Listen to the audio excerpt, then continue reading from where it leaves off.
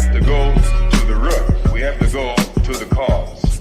Dealing with the condition itself is not enough. Dear Mr. Massa, I'm just trying to mind my own business. What's the matter? It's just another day, another black king captured. I'm about to lose my brain, stuck inside this ghetto rapture. I got a lot of smoke. If you want it, you can have it. They want a hat trick, but this is black girl magic. Ain't talking about the kind that'll make you disappear, but I'm talking about the power of the melanin within. Ain't looking for trouble, but I'ma say this one time. I put 2 dukes up if you try to touch mine. We still want justice for Samir and Trayvon. You say you don't see color, but racism ain't blind. They targeting little kids whose skin look just like mine. So I'm paranoid, it's a war zone outside. And I'm a black queen, so if you ask me to step out of my car, you gon' have to snatch me. Cause I ain't going no damn well. Had to spend my whole life living unfair. Ancestors got my back and they right here. You can never understand, it's a nightmare. Living in my black shoes by the black rules. You can keep your handshake, I don't dap coons. The white man to go nuts if he can't shoot. But you all on his side like a damn fool. Make it make sense. We are oppressed. Queen. We are exploited. We are downtrodden. Make it make We are sense. denied not only civil rights, but even human rights. Ahmadiyyah. So the only way we're going to get some of this Ahmadiyyah. oppression and exploitation Queen. away from us or aside from us is come together Queen. against the common enemy. Who taught you to hate the texture of your Ahmadiyyah. hair? Who taught you to hate the color of your skin? Ahmadiyyah. Parents, pay attention to the books, the school system, even to your little children. Lies mixed with wisdom. His skin too bright, so he was blind to the prison. My skin just right, so I collide with division. You trying to pray to God, but we tired of religion. No savior saving, we got to save our savings. We used to pay miss, how we gon' make the slave rich? But who's to blame, and tell me why you complaining? We need a team effort just to rule the nation. Like a bad relationship, missing communication. We missing moderation. They're trying to get a poison to my population. No reparations. I'm getting tired of Satan. We are oppressed. Queen. I'm getting tired of waiting. We are downtrodden. Queen. We are denied not only civil rights, but even human rights. Ahmadiyyah. So the only way we're going to get some of this Ahmadiyyah. oppression and exploitation. Queen.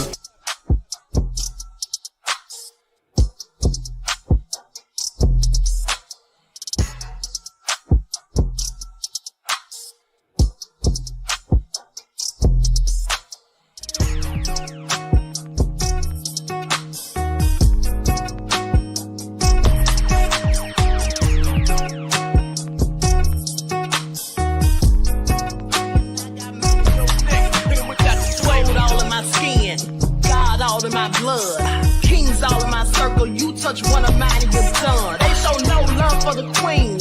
Why you hating on me? Is it cause I'm free and I got Malcolm X in my jeans? I got dreams like King Luther, shed blood like Kunsa. You ain't helping my people, I ain't got nothing to say to ya. I want all the smoke like hookah. Talking reparations. America won't be great until they give us compensation. I'm like, I'm the hottest right now. See a bunch of lames out here trying to jock on my style. They be doing too much.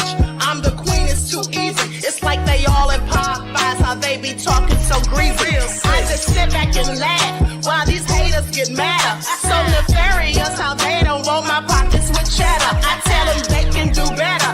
These snakes in the grass can leave a bite on your ass, cause y'all be trusting too fast. I got my foot on the gas, other one on their necks. Dropping receipts on haters, you better show some respect. I'm never facing regrets, we only facing the threat. This is the sound of Eric Malcolm. It's a cut on the gas, other one on their necks. Dropping receipts on haters, you better show some respect. I'm never facing regrets, we only facing the threat. Running through every challenge like a relay, break no sweat. It's a cold game, so I got that blanket with me.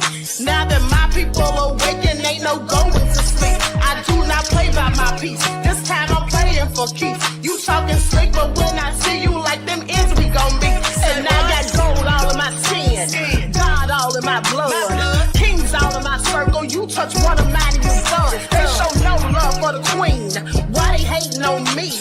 Is it cause I'm free and I got Malcolm X in my jeans, and I got gold all in my skin, God all in my blood, kings all in my circle. You touch one of mine and you done. They show no love for the queen, why they hating know me? Is it cause I'm free and I got Malcolm X to my jeans and I got...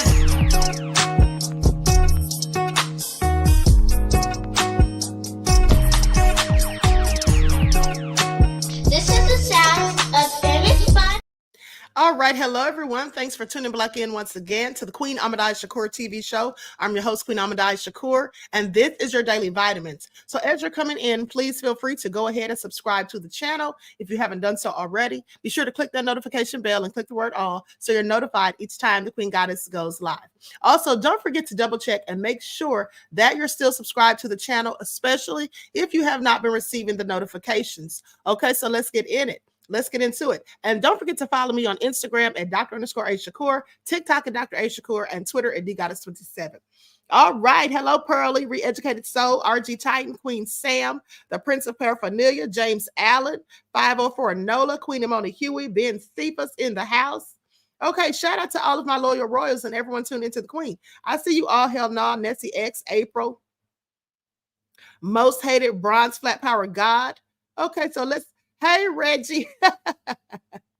Reggie said, if you don't like what the Queen is cooking, exit stage and left. Okay, I know that's right. Okay, so shout out to my moderators putting in work.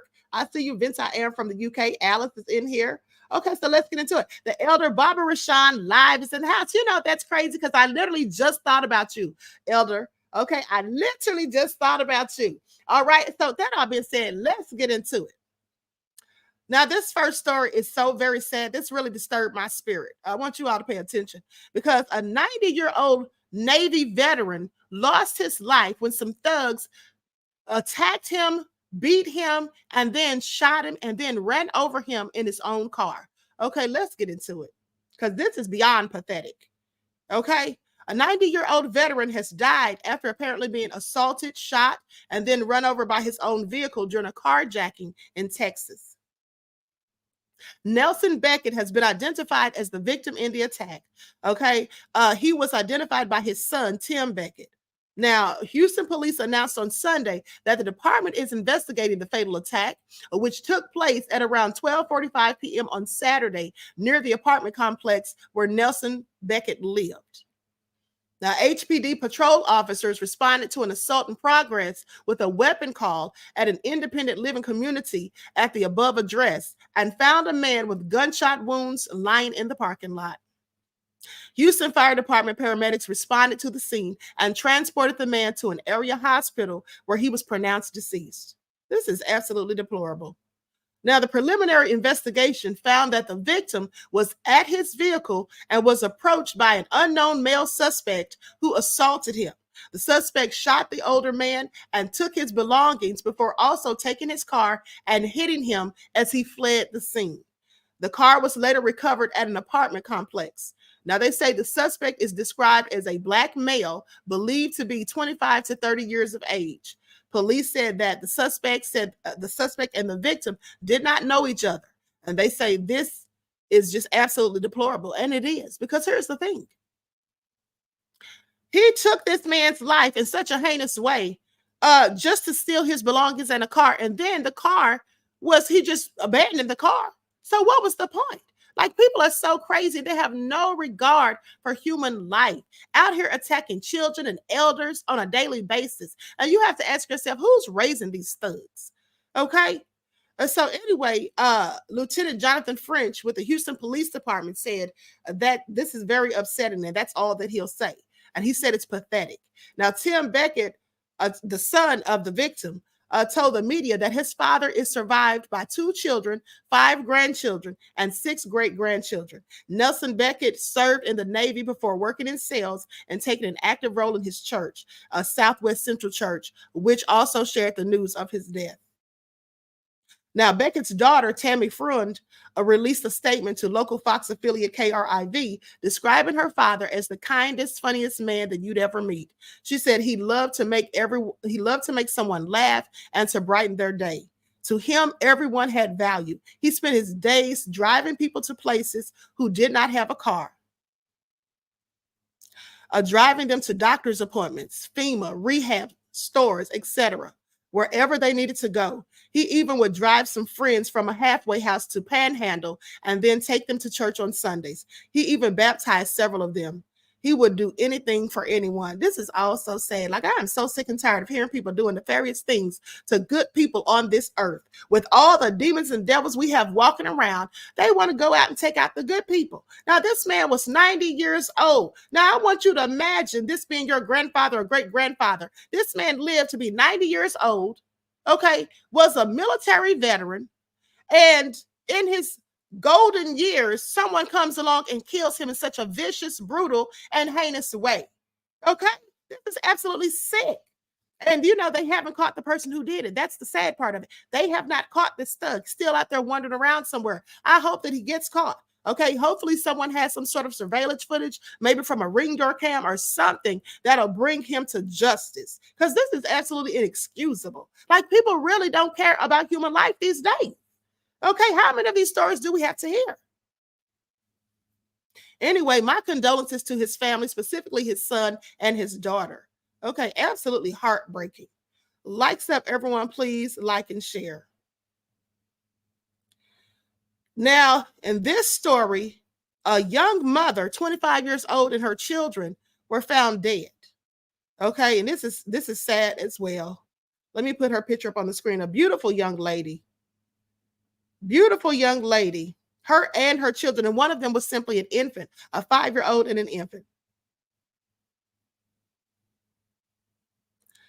So with that all being said, I'm going to go to a news report. Okay, everyone, please get the likes up. Here we go. And to our whole community around here is broken. Now at 11, friends and neighbors coming together in shock after a woman and her children were found dead in their home just days ago. Police say 25-year-old Journey Fletcher was found dead inside the East Columbus apartment alongside her 5-year-old son and 3-month-old daughter. Thanks for joining us tonight for 10 TV News at 11. I'm Colin Dorsey. In a police report, the children's deaths are listed as homicides. Police share they are not looking for any suspects at this time, but have not confirmed who they believe is responsible. 10 TV's Carla Rogner joining the family's neighbors tonight who say this has shaken their community. Yeah, Colin, this happened in a very tight-knit apartment community on the east side of the city. And it was actually the neighbors who said something was wrong before police found Fletcher and her children dead inside her apartment. Tonight, they held a vigil to help each other process their grief. 3 lives gone and a neighborhood in mourning. But all we can do now is just hope they rest in peace. Neighbors called police when they hadn't seen Journey and the kids for a few days, then started to smell a bad odor. And I was just wondering if there's any way that y'all can do a safety check on her.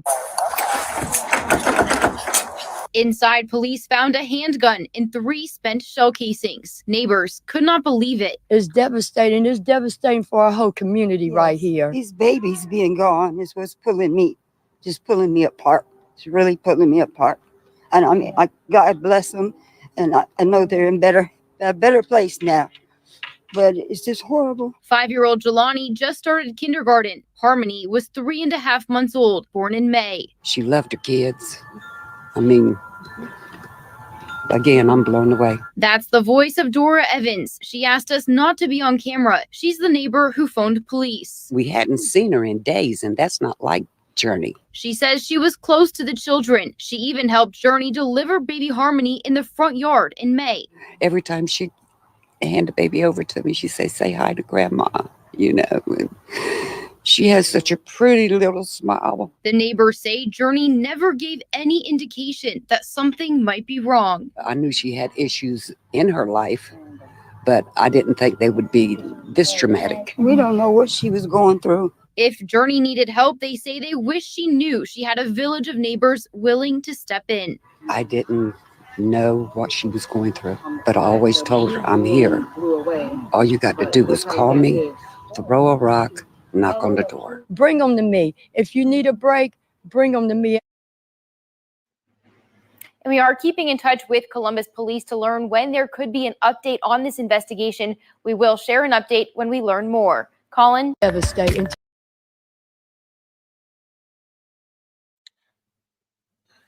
Okay, very sad set of circumstances. Condolences to the family, friends, and loved ones of all three of the victims. Now, here's the thing. They're saying that the children's deaths appear to be homicides, but they're not looking for any suspects. Well, they're basically saying in so many words that the mother did it. They're saying the mother did it because notice they didn't say that the mother's death was a homicide, only the children's, and they're not looking for suspects. So the suspect would be the mother. They're saying that she took those children's lives and then took her own. And that's absolutely sad. I mean, that is absolutely so tragic. I don't know what would drive someone to do such a thing at the end of the day, but it's absolutely heartbreaking. Okay, likes up, everyone, please like and share. Thank you in advance. Now, and this happened in Ohio. So Journey Fletcher, who was 25 years old, her son Jelani Jennings, age 5, and daughter Harmony Agye, 3 months old, were found dead by police after they were called to a home on the 3300 block of Broadmoor Avenue in Eastmoor, a neighborhood on the eastern side of Ohio City. Columbus Police Police Department Sergeant James Fuqua said their deaths are being treated as homicides. He said police found a gun at the scene, but the victims' causes of death have not been determined. And here's a picture of the children.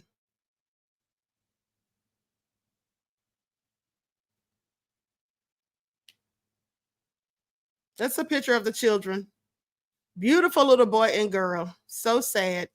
Such a shame. So a neighbor called the police for a wellness check. Okay, according to the news media. The police arrived at 11:09 a.m. on Thursday and found the house of horror scene. They say Sergeant Fuqua said police aren't specifically looking into any particular suspects or anyone else. Now, according to WCMH, Sergeant Fuqua said, "This is one of these things that's not normal. It's not normal for any human being. I don't care if you're a police. I don't care if you're a fire department worker. It's not normal to see the loss of life, specifically with multiple victims. Anyone with additional information is asked to call the lead detective on the case, AJ Johnson. And you can send an email at ajjohnson@columbuspolice.org. or by calling 614-645-4488. Okay, Central Ohio Crime Stoppers can also be contacted at 614-461-8477. Callers can remain anonymous.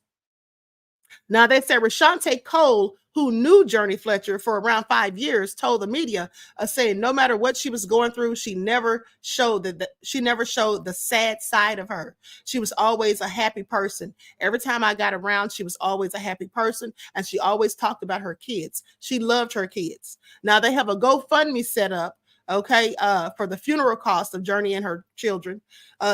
It described Journey as a beacon of love and strength with boundless affection for her children. She was described as having a fierce intelligence that set her apart as a truly remarkable person. As her family said, that her dream was to provide a better life for her children. She was in nursing school, and her dream was to help others. And it states that Journey's sudden passing has left a void that can never be filled. And they say we are now faced with the heavy burden of laying her to rest alongside her beloved children. The cost of their burials will be overwhelming, and we are reaching out for a community to support during this incredibly difficult time. Okay, so they say every contribution is greatly appreciated. And so basically, it sounds like she may have done this. I don't want to speculate, but that's what it seems like they're saying. So, and someone who was always talking about so fondly of their children and being so loving and all of that, I just wonder what would make them drive them to do something like this if that is the case. But it seems like that's what they're saying, basically. And so, condolences to the family, friends, and loved ones. Okay, now let's talk about this Houston teacher who got caught up in a federal drug raid. All nefarious. I'm going to share my screen. Likes up, everyone, please. Like and share. While I'm watching TV. Oh, what are you watching? It's a mystery. High quality care that meets you where you are. The third grade teacher arrested in a federal drug bust is now at the center of yet another investigation. Fox 26's Dominique Keith has that update. In addition to being arrested at school by the feds, 34-year-old Sheldon ISD Garrett Elementary School third grade teacher Jessica Ferguson now also has the Texas Education Agency looking into whether she will keep her teaching certification. According to these federal Department of Justice documents, Sheldon ISD third grade teacher Jessica Ferguson now faces life in prison and is charged with conspiracy to distribute a controlled substance. She and 19 others were recently arrested, including Alfred Jacoby Green, who federal agents say was one of the leaders of a local gang. During federal surveillance and wiretaps, according to court records, Ferguson is on the phone with Green and they're, quote, scheming together on ways to recover money seized from what they thought was lost luggage that investigators say had smuggled cocaine inside. The court docs go on to say the, quote, elementary school teacher had these conversations with Green during the school day with school children present. Children's voices were audible in the background. I just think that's crazy. Like, I wouldn't feel safe with my children there. You never know what could happen. Yeah. Anybody could retaliate the wrong time around your children. That's pretty scary. Yeah, definitely. I mean, that's just not what you think of when you think of a teacher. Yeah, you think of a teacher like being happy to teach a kid, like learn something new, but no. That's crazy. I can't believe she was doing that at the school. Oh my goodness. Unbelievable, right? Yeah, it's real unbelievable. The Texas Education Agency now lists Ferguson as, quote, currently under review by the TEA Educator Investigation Division. Sheldon ISD says Jessica Ferguson has been placed on administrative leave and that no children witnessed her arrest. At Garrett Elementary, I'm Dominique Keith, Fox 26 News. Check this out. Okay, so what's interesting to me is that two of those people that they spoke to were laughing. I don't see anything funny, okay? I don't see one thing funny about a teacher who's involved in drug rates and drug deals and having conversations about conspiring to get drugs. I don't see anything funny about that. This is all crazy. What is wrong with people? Okay, Principal Paraphernalia said, what's funny, Trick? Exactly. Like, what are they laughing at? The one girl couldn't even contain herself. She's trying to cover up her smile, but there's nothing funny about it. At the end of the day, Rich said, that's crazy. Yes, I would think a teacher is responsible. Why not anyone? Why not? Anyone can fall. Okay. At the end of the day, this is all crazy. And she risked her teaching license, her career, her livelihood for this, messing around with this thug. Apparently, that's what was going on. But anyway, she's going to suffer the consequences. And see, this is why I tell you all who have kids and grandkids that you should be homeschooling them. Okay. These public schools are trash these days. And a lot of the private schools, well, they're full of racism for people who look like me. Okay. And I know some people who have money who look like me think that they're doing their kids a favor or doing them, doing something good and positive for them by sending them to these private schools. But a whole lot of these private schools are full of racism. Okay. And so you're jumping out of the frying pan into the fire, basically, as far as I'm concerned. The best thing to do with all the nefarious things we've been hearing about these teachers as of late, messing around with students, even one teacher pregnant by a 12-year-old student. When you hear all of this crazy stuff and this drug deals and all of that, at the end of the day, what else should you be thinking about? Okay? Trying to homeschool your children if at all possible. This is absolutely deplorable and nefarious. Okay. And the first lady who spoke saying that you never know when someone's going to have retaliation. Well, you don't. This is true. All right. You never know where there's going to be a shootout, some gang affiliated stuff happens or whatever. Someone could come to that school. The fact that they were talking about this at the school and there were children's voices in the background, that's pretty scary as far as I'm concerned. Certainly, in my opinion, no laughing matter is all I'm saying. Okay, anyway, likes up, everyone, please like and share. And now listen to this. A stranger indicted for the murder of a 13-year-old girl in Florida. Likes up, everyone, please like and share. So he's indicted after a 13-year-old girl was found with a big hole in the chest. Okay, found with big hole in chest. Yeah, inside of a little room at an apartment complex on the 4th of July. Now, this was reported yesterday. And here's the thug that they arrested right here. Okay, this is absolutely crazy. What is going on with people? Okay, that's him, and that's the victim. Now let's get into it. So a convicted child abuser in Orlando, Florida, now faces an indictment that could put him in prison for the rest of his days, or worse, or even worse, following the death of a 13-year-old girl whom authorities said was found stabbed and partially naked in a utility closet at her apartment complex on July the 4th. So prosecutors in the 9th Judicial Circuit State Attorney General's office said that 28-year-old Jerry Dorisme has been indicted for first-degree murder, kidnapping, sexual battery, and attempted sexual battery after he allegedly bought a 12-inch knife at a store, followed Rose DeYuste at a distance, attacked her, and then left her fatally stabbed inside of a little room. So he followed this child. He was stalking her. Okay, so Florida law notes that it is a capital felony to commit first-degree murder in the course of either sexual battery or kidnapping, and that the punishment upon such a conviction is life without the possibility of parole or the death penalty. Now, when the Orange County Sheriff's Office was still looking for Dorisme, authorities released surveillance video of a heavyset man leaving the building where Rose was found at the Palmetto at Lakeside Apartments. Okay, it took a week before he was arrested. Investigators believe that DeYuste was on her way to visit a friend at another building at the complex when she was in fact attacked. And so Rose's friend found her cell phone and her shoes in a staircase in the apartment complex. Now, she reached out to the teenager's family. One of Rose's relatives knocked on the door to find her until discovering her in a utility closet, stabbed and partially naked. Now, deputies were called to the scene. Barely alive, the 13-year-old remained unresponsive despite efforts to perform CPR and first aid. She succumbed to her injuries at the hospital. At a hearing later in July, Dorisme's defense attorney attempted to make the case that a store's video was too grainy to show for sure that it showed his client bought a knife. Please pay attention. This is all crazy. Okay. But prosecutors countered by saying the defendant's own father had called the sheriff's office to identify his son based on that same footage that circulated publicly. Okay. Now, if the father knew that was him, then it was clear enough. Clearly. All right. And so investigators have also said that they found packaging of a 12-inch knife inside the utility closet. Now, the defense has otherwise argued that Dorisme is not competent to stand trial. So now he's crazy. The defendant from Haiti and undocumented in the United States, the sheriff said, previously pleaded no contest in a child abuse case in 2021 and was ultimately sentenced to serve a year behind bars as for lewd or lascivious molestation charges in the abuse of a runaway teen girl.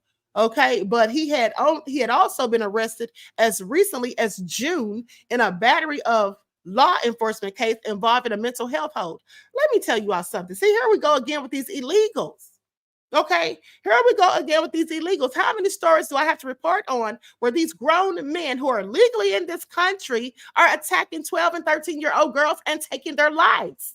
Okay, I just literally did a story on this about 2 or 3 weeks ago. All right, so this is all crazy.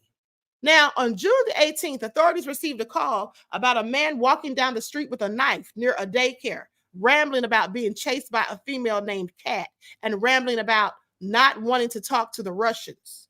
Now, though deputies managed to get Dorisme to drop the knife, the man reported to be homeless and known for watching girls in the neighborhood allegedly punched 3 deputies and was thereafter subjected to the state's Baker Act mental health law. And so prosecutors, however, reportedly did not file a criminal case until the ensuing stabbing murder. Like, I don't get it. Why would they not file a criminal case? I guess because they feel he's mentally incompetent. But at the end of the day, these people still should not be allowed to come over here illegally. Okay.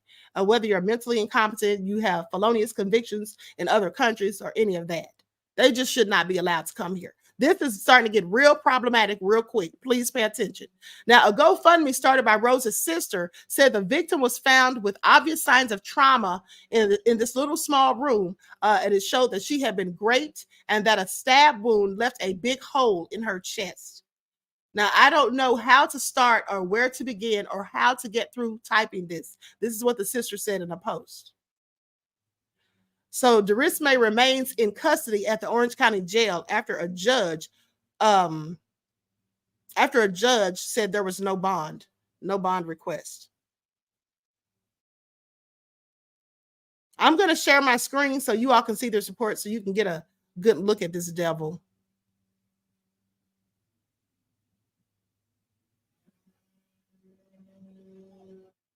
Was murdered in Orange County. It happened on the 4th of July. And the man on the right is the man who is accused of killing her. So we have learned that he was a complete stranger. Investigators believe this attack was random. It's just so scary. A 13-year-old Stephanie Bafati does speak to family members there, as you can imagine, are still mourning her death.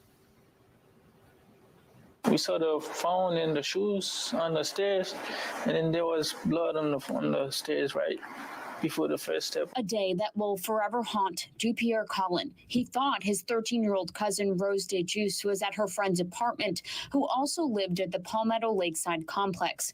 But that friend let him know she found his cousin's phone and shoes, but Rose never made it to her home. So Collin and Rose's brother started looking and found her in a utility closet, stabbed and partially naked. He started knocking on the doors and stuff, checking to see if anybody knows something or if they see her or anything, until he opened the little room down there under the stairs. Then he found her inside the little room, laying down but naked, without responding. Detectives caught 28-year-old Jerry Durisme on surveillance video. He's accused of killing her. Durisme's arrest report says video shows him buying the kitchen knife used in the crime just minutes before the murder. People in the complex told investigators he was homeless and hung out in the area. Nothing, because that's not gonna do nothing. Arrest him, he's still alive. Rose gone. She's not coming back no more. Rose was a student at Memorial Middle School. She was close to her family, especially her brother, her cousin translating for him. He said that he was really close to her. He still can't believe that she's gone and stuff. Whenever he closes his eyes and stuff, she's there. Rose and her brother moved from Haiti to Orlando for a better life about a year ago. But now her family is mourning her loss, heartbroken, devastated, and still trying to comprehend this tragedy. She was a sweet little girl, friendly. She smiled a lot. Oh yeah, she was everything to us. In Orlando, Stephanie Bafati, Fox 35 News. Okay, so again, very sad news. My condolences to the family, friends, and loved ones of that poor little girl. And again, that man was an illegal immigrant who did that. Okay. And this is just getting out of hand. All right, please pay attention. And here's the thing. He likely had been doing stuff like this in Haiti before he even came here. And another thing is, how do they keep track of these people? Okay, I told you all before. How do they keep track of these people? And think about this. Just like Russell Simmons fled the U.S. and went to Bali, even though he claims that he's not hiding out, just like he fled to Bali to avoid prosecution, how many of these illegal immigrants come over here for the same reason? Okay, please pay attention. How many of them, in fact, come over here because they're fleeing, pending charges? Who knows what matter of nefariousness they've engaged in their country of origin? Now, of course, I'm not speaking about all of them, but clearly some of them have done nefarious things, is all I'm saying. And so likes up, everyone, please. Like and share. Thank you in advance. A little remorseless, they say. Sister's boyfriend sentenced for neglecting child found starved in a closet. Starved this little child to death in a closet. Dirty, low-down devil. Why are so many of these cowards taking the lives of children? That's him right there, and that's the poor little boy. Now, the boyfriend of a dead 3-year-old sister has been sentenced to 60 years in prison for fatally neglecting the child so badly that the victim, 3-year-old King Dewey, weighed just 19 pounds and had a skeletal appearance. Now, he'll be eligible for parole in 30 years. He should never be eligible for parole, as far as I'm concerned. Now, the defendant, Jalen Javon Lewis, age 26, reportedly took the stand on his own behalf during the penalty phase of his trial after jurors convicted him of 2 counts of injury to a child with intent to cause serious bodily injury. But when his defense lawyer, Tom Burbank, asked if he respected the jury's decision, the defendant said, "Not really." Prosecutor Tommy Coleman threw his back at him later during cross-examination, saying, "Even as you sit here, it seems that you're a little remorseless."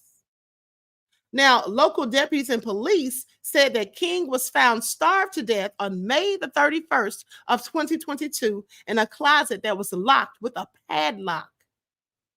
The sheriff's office called the child's death horrific. Now, his sister, Kristen Lewis, who's 21, pleaded guilty earlier this week to injury to a child and then got 30 years behind bars. Now, the case against their mother, Tina Louise Lewis, age 43, who had left the child in Lewis and Lewis's care, is ongoing. Okay, these two Lewises are not related. They spell one of them Louis and the other one's Lewis. Okay, now Lewis was convicted on Wednesday and sentenced on Thursday. On the stand, he tried to shift the blame toward Tina Lewis, saying, "If I could turn back the hands of time to make matters to my own hands, or to take matters into my own hands, I would have took it upon myself to give him a better opportunity than what his mother was giving him," he says.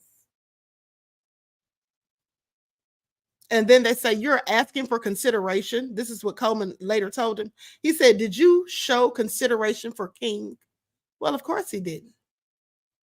And so RIP to the poor little boy, King Dewey, who didn't even get to live out his life thanks to this demon who just decided to starve him to death. Okay, do you know how long it takes to starve somebody to death? Do you know how that has to feel? Okay, especially for a child who's defenseless and can't do anything to save themselves. This is absolutely crazy. And how did the mother not know, or did she? How long was the child left in these people's care? It's all crazy. Likes up, everyone, please like and share. Now, this man was sentenced for driving drunk in an accident that killed 2 of his friends. And he was, in fact, high off of marijuana, Xanax, and psychedelic mushrooms, and driving at speeds up to 140 miles per hour. 140 miles per hour. Let's put him up on the screen. Now, here's what they say. Likes up, everyone, please like and share. So a young man will spend the next several decades behind bars for an alcohol and drug-fueled crash on a Southern California beach that killed 2 of his friends and severely injured 2 others. So those are the 2 friends that he killed. And they don't really have a picture of the man. I'm going to show this little profile picture they have of him. You can just see the side of his face. See how they're not showing him? They have him turned to the side. Okay, please pay attention. I'm sure that's no accident.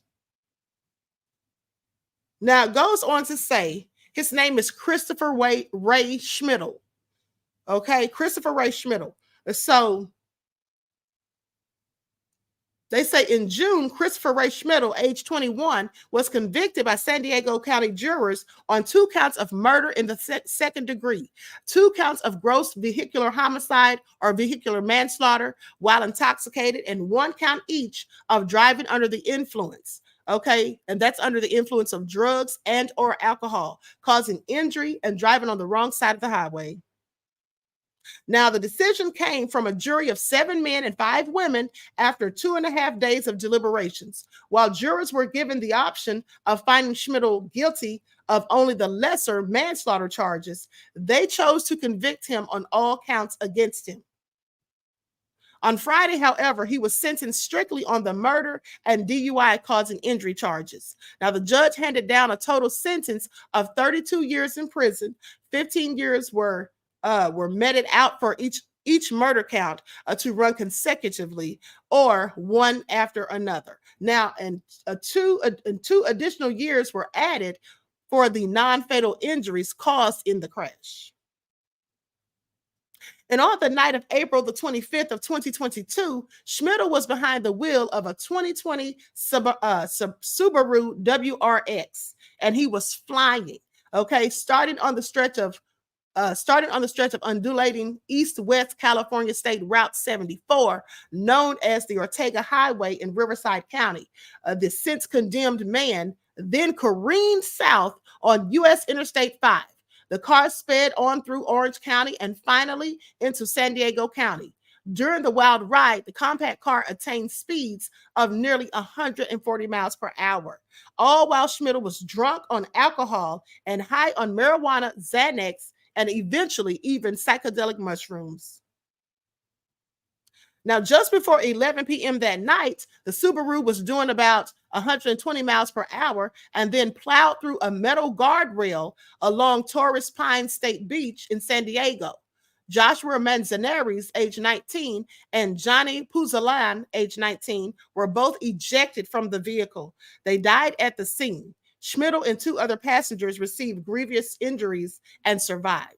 Now, during trial, an officer testified that the car plunged some 20 to 25 feet onto the beach below before rolling over and then traveled roughly 50 yards from the highway.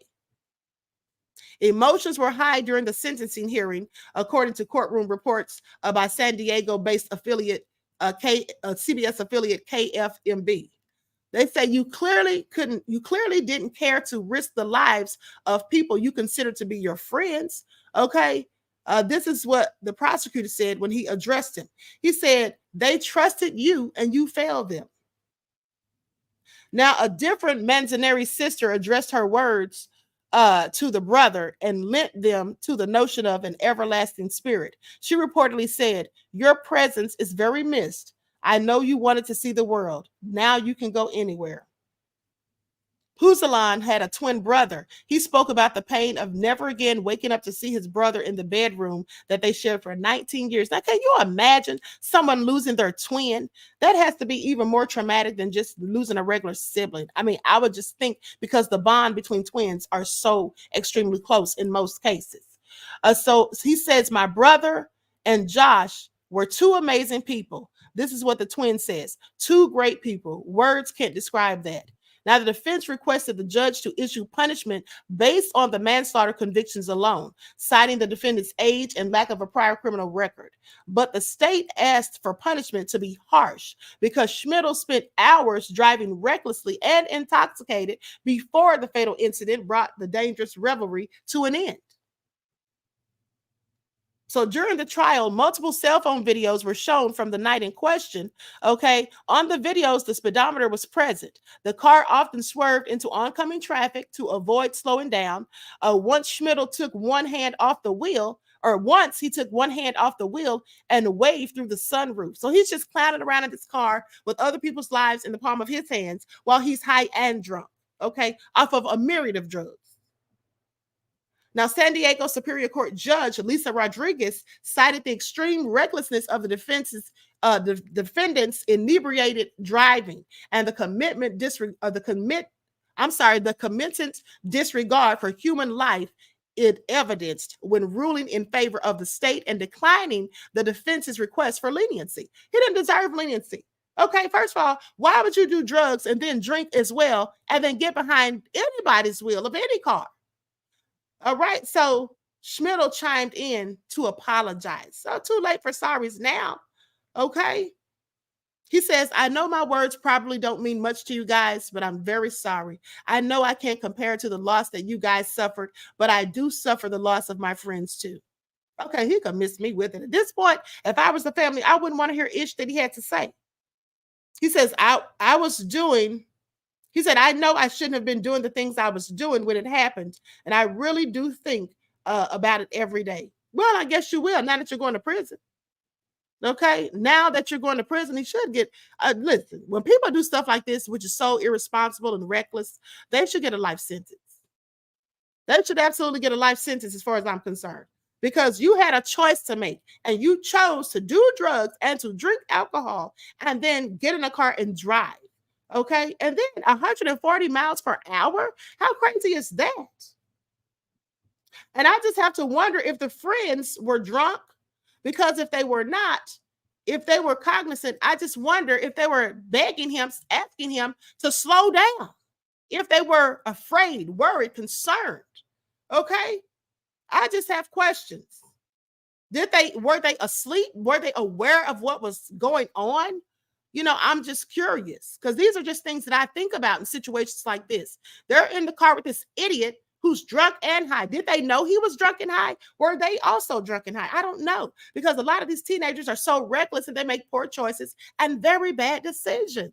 As I've told you before, this is all so crazy. Condolences to the family and friends and loved ones of the deceased. As for the driver, I hope he gets everything that's coming to him. Okay, so that all being said, let's continue. Likes up, everyone, please like and share. Now listen to this, because a family is demanding answers after they say the police killed their dog in front of their 2 kids, saying this put me in fear. Cop shoots a family's barking dog, baring its teeth before canine dies on the lawn in front of kids. So 2 weeks ago, a police officer responding to a call about multiple aggressive dogs on the loose stopped his squad car outside of a Davenport, Iowa family's home as 2 bike-riding young boys returned to the residence. Okay, with Mist, who was walking alongside them off a leash, and that's the dog named Mist. Okay, moments later, when the cop approached the edge of the lawn, the dog ran towards him, barking and baring its teeth.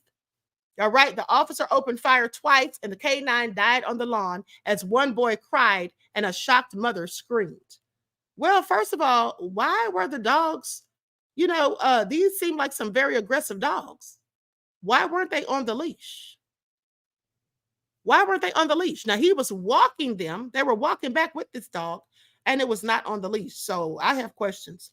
Now, the series of events from that night of August the 21st, recorded on the family's cameras and on Officer Ethan Bach's body cam, prompted the Davenport Police Department to say that the killing was lawful and sparked Don Heselton, Mist owner and an Afghanistan military veteran, to call the shooting an execution. Sir, I'm sorry, but I beg to differ. Okay, now I like dogs as much as anyone, but if you're an officer and you've already been called to a scene with a report of aggressive dogs, and then you get to said scene and there's an aggressive dog barking and baring its teeth at you, yeah, I think you have pretty much reason to be afraid. Okay? And so anyway, they said it's an execution. This is all so crazy. At the end of the day, he should have had his dog on a leash. Now, from the perspective of the officer, when mischarged me at full speed, barking aggressively at me, he held out his hand, hoping the dog would catch my scent and back away from me. That's what he says. Instead, the officer said what followed was a threatening bark. The canine bared its teeth and lunged at me multiple times, snapping its teeth at me in an attempt to bite me. This put me in fear of being seriously injured, he says. I drew my service handgun and continued to back up. The dog lunged at me as I was backing up, trying to bite me. I discharged my firearm twice, striking the dog. On the body cam video, Bach could be heard saying, "Shots fired. I just shot a dog." Now, I'm not going to show the video because it's graphic. It was shared by Heselton, okay, who showed the incident that he says has scarred his son, the boy's mother, and his nephew for life. The woman could be heard saying, "Oh my gosh," as the dog ran to the officer. She called after Mist and he ran towards him. But by this point, Bach had drawn his firearm. After he opened fire, it took a few seconds for the witness to realize that the dog, which ran back towards the house whimpering, was fatally shot. "Oh my God," the mother yelled as one boy started to cry. Now, in a post on Facebook, Heselton said the officer, whom he likened to John Wick. I'm sorry, this is so not funny, but he likened the officer to John Wick and said he was trigger happy and that he murdered my dog in front of my kid and his mom and his cousin, who also grew up with Mist, who was just 2 years old. Well, sir, your family should have had this dog on a leash. Okay? I mean, what do you expect? Now, enraged at a city council meeting when he was told that his time to speak about the shooting was up, Heselton flipped over a lectern and swore while wearing a t-shirt that said, "It wasn't just a puppy." You know, some people are so nonsensical and foolish. Let me just show you all a picture of this man. Reggie said, "Was the dog black?" You know, it was. It was black, Reggie. And now since you asked, okay. The dog was black, beloved. And maybe that made it all the more scary. Please pay attention. So anyway, goes on to say that allies in attendance chanted, "Let him speak, let him speak," as the meeting unfolded. Now, after the shooting, the media reported that Heselton said that doesn't make any sense, that deadly force was the officer's first option under circumstances where a barking dog that could be potentially nipping at your feet. Nipping at your feet? This dog lunged at him several times, barking, baring its teeth. He said he put out his hand hoping the dog would catch his scent and leave him alone. But no, this dog was clearly aggressive. Okay? And so he thinks that he should have chose other options, like maybe tasered it or whatever. He says, you know, you've got your mace, you've got your baton, you've got your taser. My 7-year-old son goes, "Dad, why didn't the cop tase him instead?" Your 7-year-old said that, sir. Really? I don't believe it. Now, in a statement on the shooting, the city confirmed that that same officer who shot Mist had, as recently as July, ran over someone else's dog. He says, "Some freaking dog just ran out here and I smoked it. And that's why you've got to have your dog on a leash, bro." This is what he said after that incident. Okay, that sounds crazy. Now, the city said the dog deaths were tragic but not malicious, and it slammed threats against Bach and his family. They say, but to be clear, these incidents were both tragic. They're unrelated, and any attempt to mischaracterize them as malicious actions are inaccurate. The violent threats on social media targeting the officer and his family are wrong and terribly inappropriate. Now, this is what I want you to pay attention to. This is what I want you to pay attention to. Hold on. At the same time, the city offered condolences and said the latest incident was upsetting to us, particularly because children were present. Now, in this case, the Davenport police officer expressed his sincere fear that he would be seriously injured, and we believe the officer's body-worn camera supports his statements. That's what the city says. Now, I want you all to pay attention to this, because here's what I find very interesting. You notice how some people have more concern for a dead dog than they do for people who look like me. Okay, because they're saying that the officer and his family are being threatened online, they're being harassed and all of that. People are angry online. The same people that if it were someone who looked like me that this happened to, they would simply say, well, you should have obeyed lawful commands. Well, you shouldn't be out here committing crimes. I want you to pay attention, because that's how they do. They don't care about people who look like me, but they'll be so upset about a dog that they're literally threatening people. Okay? They're not saying, oh, you should have, you should have had your dog on a leash. Oh, you should have had your dog put up. They're not saying any of that. Oh, you should have called your dog or tried to catch your dog. They're not saying any of that. They're going in on the officer for taking this dog's life. The same type of people, like I told you, who would sit there and criticize a black person who loses their life while unarmed to a police officer. I just want y'all to pay attention. Also nefarious. Likes up, everyone, please like and share. Now, let's talk about the YSL trial, because I'm going to show y'all some footage of Woody again. I'm going to show you all some footage. I was going to say some footy of Woody. Some footage of Woody. But here's what they say. Young Thug YSL RICO trial defense aims to prove Copeland pressured by the state. He seems like he absolutely was pressured by the state as far as I'm concerned. What do you all think? Okay. I mean, whole case needs to be thrown out as far as I'm concerned. It all seems sketchy. There should have been a mistrial declared long ago when the judge was acting shysty and having private meetings, ex parte meetings, without the defense knowing anything about it. Okay, at that point, it should have been a mistrial as far as I'm concerned. And there's other things that have gone crazy in this trial too. So, and this is the longest trial in Atlanta history, by the way.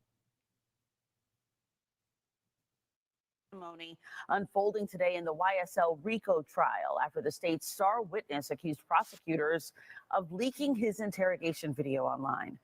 Fox 5 anchor Russ Spencer joins us here on set with the latest from today's hearing, Russ. Well, Christine, Kenneth Copeland took the witness stand for a third day in a row, and he told the jury that state prosecutors tried to pressure him into testifying against young thug, whose real name is Jeffrey Williams.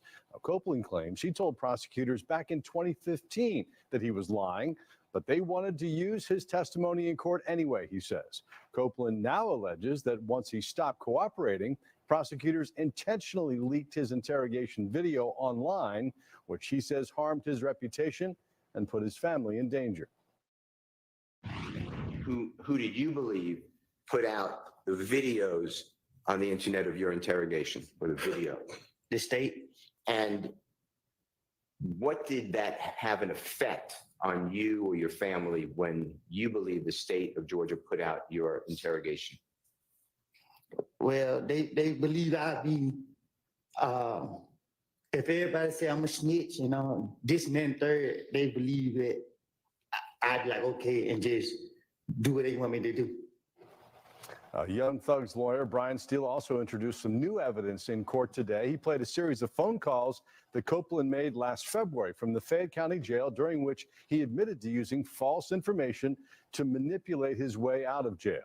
Copeland says he also considered hiring a lawyer to sue the state for releasing that interrogation video. Testimony expected to resume tomorrow. You know, it would seem from what we're hearing that it's a challenge for the state to convince the jury that Copeland's telling the truth about anything. Yeah, you wonder how credible of a witness he's going to be. And with how many days we've been now on this trial, it's just, you wonder when it's going to end. All right. Thanks so much, Russ. Okay, so at the end of the day, if I was a juror, I don't think that I would believe anything that Woody says at this point. Woody said that he made all that stuff up. Now, maybe he's just saying that so he won't be deemed a snitch. But at the end of the day, how can they know for sure? Okay, so I'm going to go to this other video. Likes up, everyone, please. Likes up. Thank you in advance. With your lawyer and the U.S. attorneys back in 2015, do you remember telling Mr. I believe Steele about a meeting that you had with your lawyer and the U.S. attorneys back in 2015 or sometime during that period? Yes. Okay. And do you remember telling Mr. Steele that there were some APD officers present when you were going to have that meeting with your lawyer and the U.S. attorneys? Yes. What APD officers were there? Gaither and Dennis, and it was another lady, but I don't know her name. And it was the ATF agent. It was everybody who was in the interrogation room. You mean interrogation room in that June interview? When they locked me up. Okay. Do you remember how long you were in the feds before you were going to have that meeting?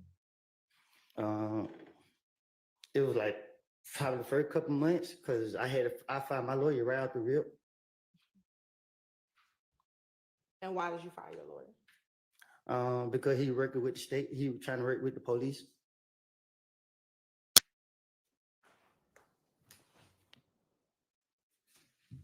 And when you say he was trying to work with the police, what was your understanding of what he was trying to do? He was trying to get me to do whatever they wanted me to do. When you say he was trying to get them to do what you wanted? He was trying to get me to work for the police. And was that going to be in exchange for a reduction in your sentence? That's what he told me. He told me that if I go down there and talk with them, they'll throw my case out. But he didn't say it. Like, he lied to me how he said it, but he was like, when you go to court, I mean, we just gonna get this case swept under the rug. But when I got down there, it was all the police, they locked me up and I got mad. And then you decided not to move forward with whatever the agreement was. Yeah, because I seen it got real, and I knew what I had done. Now, last week on cross-examination, and on direct, you testified that YSL is not a gang, correct? And it still ain't a game. And you testified that it was a music label, correct? Well, that's the purpose of it. Okay. And it's a music label that you were never signed to, correct? Clearly. Okay. And you never done any songs with Thug, correct? I haven't. Now, on cross-examination, do you remember Mrs. Steele playing a portion of the On the Porch video? Out the porch. Off the porch, excuse me, thank you for correcting. The Off the Porch video with you? Yes. And that was Defense Exhibit JW246 for the record. Now, that's a blog for up-and-coming artists, correct? Yes. And you talk about music? Yes. Right. And you talk about life growing up, correct? I think so. Now, the portion that Mr. Steele played, was that was the portion when you called yourself a gangster and said that you would slap people in the face if they tried you or something like that.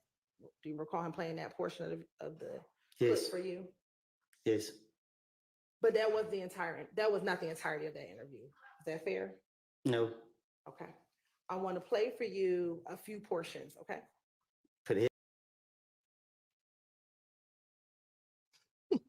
Okay, I had to stop right there because she's about to play the song. This is all so crazy. I want you all to pay attention. Likes up, everyone. Please like and share. Now, so here's the thing. They're trying to get the prosecutor. Hold on. Oh, wait a second. Maybe it's not music. Hold on. It looks like he's just talking on video. Hold on. Let me go back to this so you all can see what Woody's talking about, honey. Let's see what Woody is up to. Now, if they start playing music, I'm going to cut it. Please pay attention. You put the overlay up here.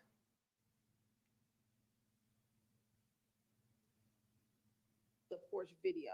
Out the porch. Off the porch. Excuse me. Thank you for correcting. The off the porch video with you. Yes. And that was Defense Exhibit JW246 for the record. Now, that's a blog for up-and-coming artists, correct? Yes. And you talk about music? Yes. Right. And you talk about life growing up, correct? I think so. Now, the portion that Mr. Steele played, was that was the portion when you called yourself a gangster and said that you would slap people in the face if they tried you or something like that. Do you recall him playing that portion of the Yes. clip for you? Yes. But that was not the entirety of that interview. Is that fair? No. Okay. I want to play for you a few portions, okay? Put the headphones on? Yes, please.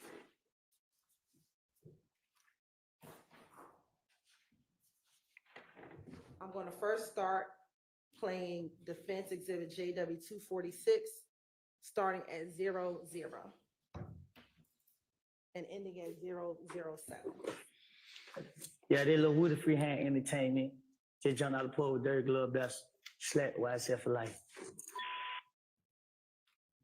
Now, there you said slap YSL for life, correct? Yes. And again, you were never signed to YSL the label, right? Not Okay. And slap means slime love all the time, correct? Slap means slap.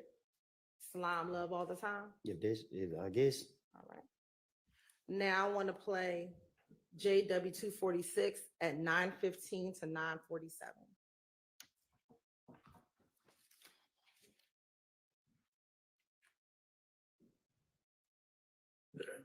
And you dropped a music video for that song too. Was that your first music video you shot? Yeah, first one ever. Yeah. How'd you think that turned out? It was fun. It turned out great. You know Yeah. what I mean? Yeah. I like it. Still watch it today. Yeah. Yeah. Mhm. And you rep YS.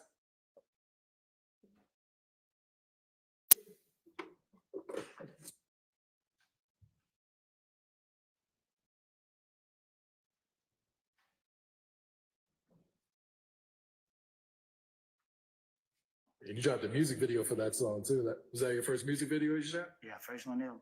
Yeah. How'd you think that turned out? It was fun. It turned out great. You know Yeah. what I mean? Yeah. I like it. Still watch it today. Yeah. Yeah. Mhm.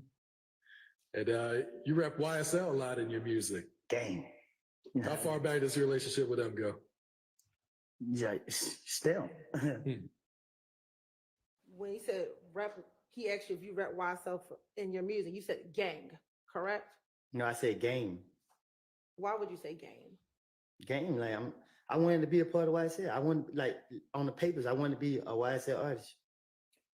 This interview was done in 2020, correct? One of them years. Okay. Is it fair to say this is after you got out the feds, correct? Yes, yes. All right. And at this point, you had known Doug for a number of years, correct? Mm-hmm. Yes. And it was fair to say at some point in time y'all were friends. Yes. And even at this point, you still were not signed to YSL the label, correct? But me and him spoken about it. Okay. And he just told me I had to convince him that this is what I really wanted to do. And you still aren't signed to the label, correct? I had went back to jail. I'm going to play the last section, which is 2010 to 2040.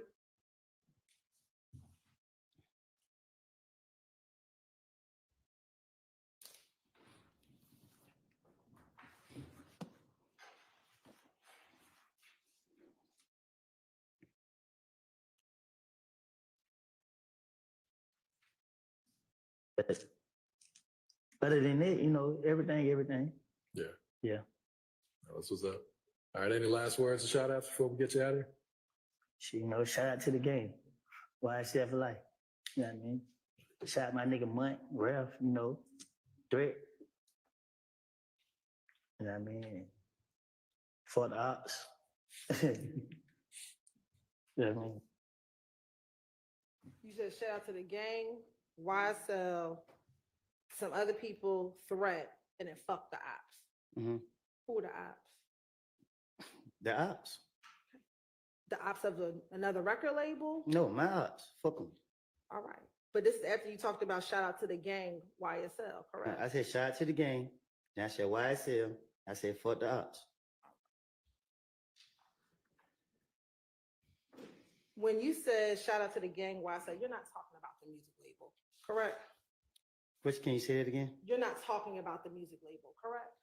I don't get what you're asking. When you said shout out to the gang, YSL, you're not talking about the music label, correct? I'm pretty sure I know you're not you're not in the streets, but you keep sticking on this gang stuff, and I don't know how much it's gonna take to convince you that when you're a gang, you can't be 2-3 different gangs or sets of members. Like, again, you can't be YSL, the gang in your voice, and be a blood, because let's say if YSL is a gang and YSL get into a blood gang members, you got to pick. So what you gonna do? You're blood or you YSL? It don't make sense. And if you're a blood's not gonna let you be YSL. If it's a gang, just like with Crips or just like anything else. But you gave up being a blood, correct? Yeah, I did. All right. So when it said YSL for life, gang, that's who you rep now. No, correct? I said, no, I always been 30 deep when I was a gang member. But 30 deep is not a gang. You know what I mean? It's just my neighborhood. A gang in Atlanta is Bloods, Crips, GDs, or whatever. And let me correct that. To certain people, it's not a gang to them, but y'all trying to say YSL when you know, Atlanta, we monkey see, monkey do. We see people doing something, we want to be a part of it. We want to represent it. We want to say it. If you see that most of these people in the courtrooms don't got no ties to me, I never seen them before. So you can't say it's a gang. A gang, everybody know who he is. Everybody, we rock together. A lot of these guys, we don't did stuff to each other. And it's in the same video where you called yourself a gangster, correct? That's the portion that Mr. Steele paid for you last week, right? It's entertainment. All right. Now, on cross-examination, Mr. Steele played for you a portion of that jail call with you, Max, Thug, and Deshaun. Do you remember that? Yes. And do you remember the portion of the call that he played for you? Yes. Well, I remember some of it. All right. I'm going to show you. It's going to be stationed at 405Y. I got to listen to it. Yes, sir.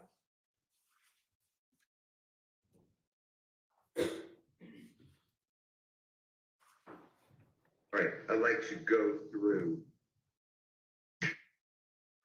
a jail call that the state played for you, the Stone played for you earlier this week. It's, Your Honor, it's already in evidence. It's State's Exhibit number 295Y. And specifically, Your Honor, starts at 128. And just to orient the jurors, this should be the 13th day of June of 2015. So 13th day of June 2015. And I believe you said that you're on the phone, and there's other people on the phone too, but Jeffrey's sister, you identified her, or she'd been identified as Max. And then Jeffrey in the background, maybe his voice on the phone, is on the call. I'd like to just play that short snippet, okay?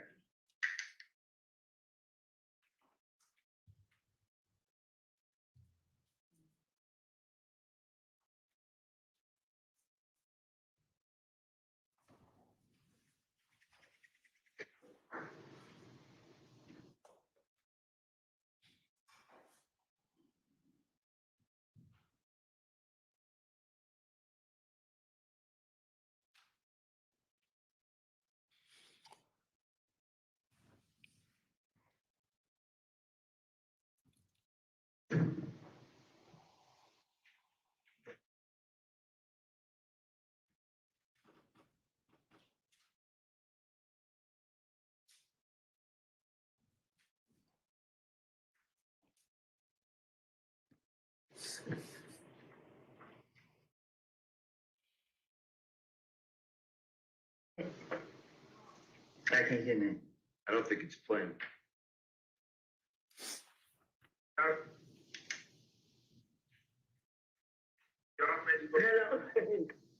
Wait.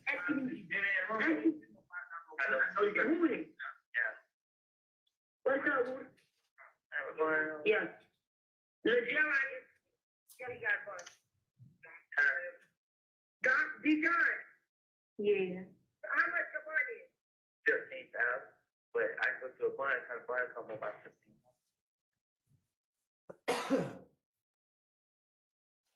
You found the bun company? I'm on lockdown, so they only let me out one time a day. But my brother there did. You guys when he hang up, please don't call his brother, and I'm so his brother so he get his money. Is your brother? No, I'm saying call his brother on Friday. Yeah, D-John, where you at? I'm at home. You ain't got no ride? I can get your brother friend. Meet me on University. On University where? That gas station you already. You know what I gas station at Chevron. Meet me at Chevron. Hey, man. Okay. Yeah. Yeah, right. What did he do? I'm gonna say too much. He told what I did. Well, you come out rock. Yeah. You told him Roscoe too. You say don't fucking play, bro. You told him Roscoe. You told him Roscoe just like he Roscoe ain't no fucking good. You don't give a fuck. Roscoe ain't free. Hey, these guys come up and come meet you so you get your money. Go pay with Bond so you get out, bro. And when you get out, who that? I can have him talk to you. I really feel some type of way. I'm gonna talk to you about it so you get out. Man, listen, man, I'm sorry. I ain't playing with you. I ain't fucking playing with you either. God's fucking birthday on the way. What's wrong with you? Yeah. I appreciate it. Tell you what I love. He hear you? You gotta get this motherfucker mind together. He said you gotta get your mind together, bro. Like you been saying. Man, bro, I been left out there. I ain't heard nobody, bro. I just feel like nigga left me out there. I ain't did shit. You ain't never got there long. You just want to be out there pressing the boy. We ain't fucked up no more. You ain't got to be out there petting this. Shit, I had no choice. That way gonna get you time.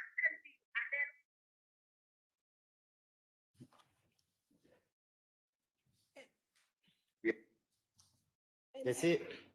Yes. And that is where Mr. Steele ended the call. Do you remember that from last week? Yes, that was last week. Okay. Now, a few things. Do you recall last week, Mr. Steele asking you when you all were talking about Little D? Do you remember him asking you if Thug said anything when you all were talking about Little D? Do you remember him asking you that? Shoot. I don't know when brought the D name up. Do you remember Mr. Steele asking you, though, specifically, if you heard Thug say anything when you mentioned Little D on that phone call? I don't get what you're asking me. Last week, after Mr. Steele played that call for you, Yes, do you remember him asking you some questions after he played that call for you? yes, And do you remember him asking you whether or not Thug said anything after you talked about Little D in Right. that jail call? yes. And do you remember your response being no, Thug did not say anything? He didn't. I didn't hear him say anything. Is that not Thug who says Little D, that pussy ass told? Oh, you gotta play it again. I didn't hear that.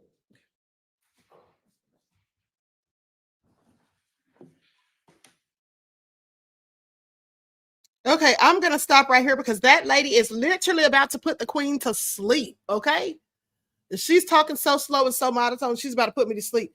Now he said that he did.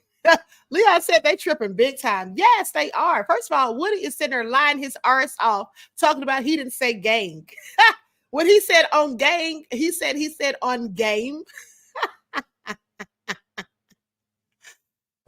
This is all crazy. Okay, and then he's sitting there trying to deny, that they're a gang or whatever. Hey, they said they were a record label. I begged them to prove the difference. At the end of the day, Lil Woody is telling so many lies, they won't be able to decipher it from the truth. That's all I'm saying. So they need to just go ahead and end this now and stop wasting taxpayer dollars, okay? We have much more pressing issues here in Atlanta that they, in fact, need to be prosecuted, okay? And this isn't one. All right, hashtag free Young Thug. Okay, this is all crazy. Okay, all hell no said hashtag free Woody. Ebony Knowledge said he don't remember. Okay, Archie Tight said that ninja did indeed say gang. Okay. First of all, this is all crazy. Okay, sounds like he has a shifty memory, allegedly says Vince I am. Woody is sitting up there lying and playing games with them, okay? But they were wrong for leaking his interrogation tape. They were wrong for doing that. And I think that I agree with him that they absolutely probably did that because he wouldn't cooperate with them any further. Okay, this is all crazy. This is all crazy, all right? They went and dug up receipts on Woody today, honey. They had time today. They went and dug up those receipts of Woody sitting up there talking about he was a gangster and talking about on gang and all of that. And then she brought up the fact, well, didn't you used to be a blood and all of this? So anyway, it's all nefarious. At the end of the day, Sweet D said, Lil Woody a whole comedian. Yes, he absolutely is. All right. Leon said exactly. Me too, going to sleep. Yeah, she was putting me to sleep. I think I dozed off a couple of times, to be honest. Anyway, with that all being said, I do believe they want to get the prosecutor off of the case. Hold on, beloveds. I think they want the prosecutor removed. Now, they already got rid of that nefarious judge. At this point, they just basically need to just call it quits. Okay, this trial is the longest in Atlanta history of a trial. Okay, I do believe. And my thing is, why are they going through all of this? It doesn't look like they're getting anywhere. They just need to end it all. Just quit while they're ahead. Okay. So anyway, the trial resumed today after the holiday break or whatever. And, you know, I do agree with the defense who says that they want to prove that Kenneth Copeland, aka Lil Woody, was pressured by the state. I mean, it seems to me like they're trying to coerce him into saying certain things that he in fact doesn't want to say. And this is called leading the witness. All right? That's what that's called. And you can't do that. Okay? So when you're in the courtroom and you're trying to put words in someone's mouth, that's leading the witness. All right? So move to strike. That's all I'm saying. Claudette says a waste of taxpayer dollars. Absolutely. Okay, Leon said they always got time for us. Clearly, beloved. Woody's sitting up there talking all ghetto and cursing in court and everything. It's just all crazy. Anyway, with that all being said, I'm going to conclude this broadcast because I absolutely cannot with Woody. Okay, likes up, everyone, please. Like and share. Thank you, beloveds, for tuning in once again. Fred Dodd said, a long trial with no real discovery. Exactly. And then other shady things going on. Okay. All hell no, said Woody innocent. Support the arts, said reform the courts now. Okay. They need to, because this is all so crazy. Anyway, I love you all to life. I hope you all enjoyed this broadcast. Okay, everyone, please like and share this video. Subscribe to the channel if you haven't done so already. Be sure to click that notification bell and click the word all so you're notified each time the Queen Goddess goes live. And I will see those of you who follow the spiritual channel. I will see you all back at 6:15 p.m. Eastern Standard Time. Okay, the lovely T said, great live, Queen. Thank you, beloved. Okay, and so with that all being said, enjoy the rest of this day. Each one teach one. That's how we grow and thrive. Do something productive, constructive, but never destructive. And always remember, beloveds, to keep the Most High first in your lives. Peace.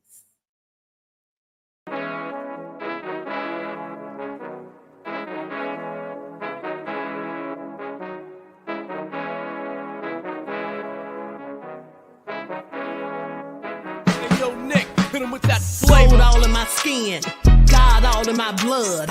Kings all in my circle, you touch one of mine and you're done. They show no love for the queen, why you hating on me? Is it cause I'm free and I got Malcolm X in my jeans? I got dreams like King Luther, shed blood like Kunta. You ain't helping my people, I ain't got nothing to say to ya. I want all the smoke like hookah. Talking reparations, America won't be great until they give us compensation. I'm like, I'm the hottest right now. See a bunch of lames out here trying to jock on my style. They be doing too much. I'm the queen, it's too easy. It's like they all at Popeyes, how they be talking so greasy. I just sit back and laugh while these haters get madder. So nefarious how they don't want my pockets with cheddar. I tell them they can do better. These snakes in the grass can leave a bite on your ass, cause y'all be trusting too fast. I got my foot on the gas, other one on they necks. Dropping receipts on haters, you better show some respect. I'm never facing regrets, we only facing the threats. Running through every challenge like a relay, break no sweat. It's a cold game, so I got that blanket with me. Now that my people awaken, ain't no going to sleep. I do not play by my piece. This time I'm playing for keeps. You talking slick, but when I see you like them ends, we gon' meet. And I got gold all in my skin, God all in my blood. Kings all in my circle. You touch one of mine and you done. They show no love for the queen. Why they hating on me? Is it cause I'm free and I got Malcolm X in my jeans and I got gold all in my skin, God all in my blood. Kings all in my circle. You touch one of mine and you done. They show no love for the queen. Why they hating on me? Is it cause I'm free and I got Malcolm X in my jeans and I got